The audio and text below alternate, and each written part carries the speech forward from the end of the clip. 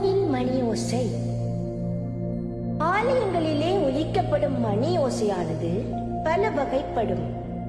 அவையாவன ஆயத்தமணி, கைமணி, கண்டாமணி, பூஜை மணி,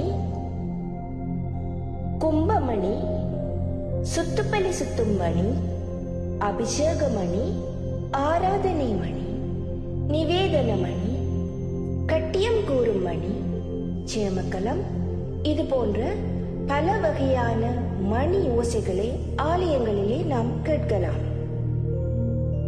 மணியில் இருந்து வெளிவரும் ஒலியானது மூளையின் வலது மற்றும் இடது பாகங்களை ஒரு சமநிலைக்கு கொண்டு வர உதவுகின்றது. கோவில் மணியில் இருந்து வரும் ஒலி அலையானது நேர்மறை